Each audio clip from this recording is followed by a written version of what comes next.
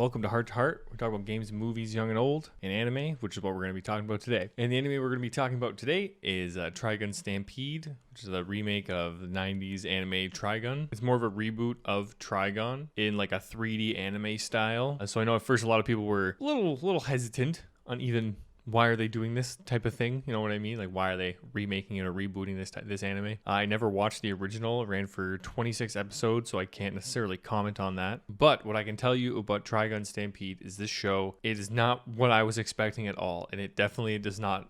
It fronts like it's I don't want to spoil too much, but it kind of fronts like it's a Western gunslinger. Even if you look at just what the anime says like about, it says Vash Stampede is a gunman on the run with a $60 billion bounty. And the reason why I watched it is there was a clip from the first episode of him using a bullet to destroy like one bullet to destroy a bunch of rocks, and it was really cool. Normally I'm not a huge fan of like the 3D anime style, but for some reason this one just did it. It ended up being really beautiful. This anime had some of the most beautiful shots I've ever seen in it.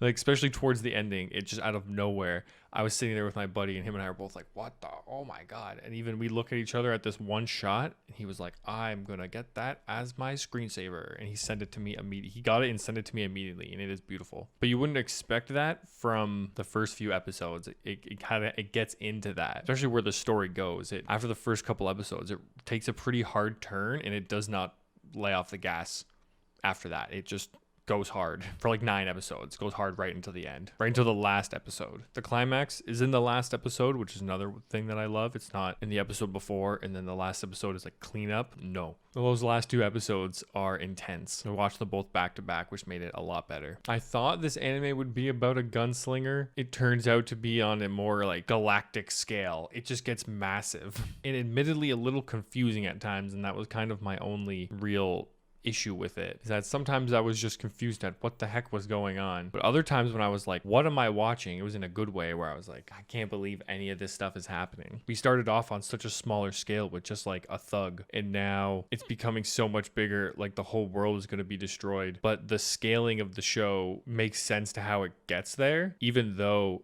it's insane. I think I want to explain a bit of the show without, because I really think this is a show I just recommend. Like I highly recommend this anime. And basically you start with you're following these 2 reporters, and they're on the lookout for Vash Stampede. He has a however billion dollar bounty on his head, trying to write a story about him. The one's a little more eager, like the one reporter's a little more eager to get herself into the gritty of it, willing to put herself on the line kind of.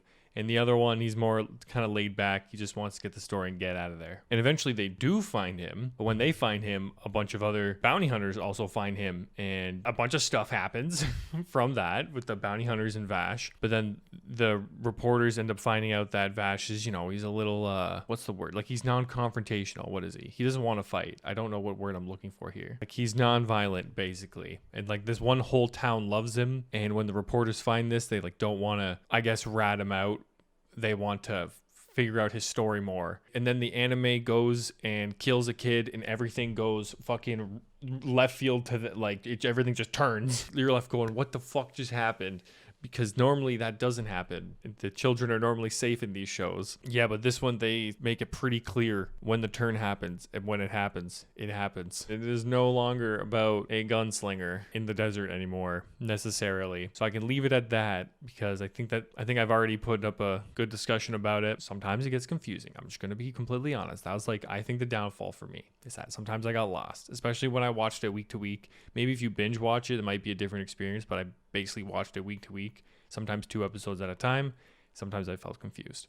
I really want to give this anime a high score. I really enjoyed it. I had a lot of fun, and I'm extremely excited for season 2. You know what? I'm gonna give it an 8.5 out of 10. And I was debating, do I give it an 8? I'm gonna give it an 8.5 on the strict reason that I was not expecting any of this at all. And I was pleasantly surprised with what I got. If that wasn't the case, I would have just given it an 8. But you know what? I'm gonna give this one a little bit more praise, an 8.5. This was a good one. This could make a very early anime of the year contender. We'll see once, the year goes, but this definitely will be on my list. I really, really enjoyed this one, and I highly recommend it. I'm also currently watching Vinland Saga, and that is one of my favorite animes of all time. We're not talking about that yet, so until then, just Jacob. Check it out. We got a lot more videos. Got my Elden Ring randomizer run going on. And yeah, y'all have a good rest of your day. I'm not actually leaving. I'm just live right now and also doing a recording. So I'm like signing off on YouTube, but I'm really just recording on Twitch. So I'm not actually leaving. But goodbye, YouTube. Hello, Twitch. See ya.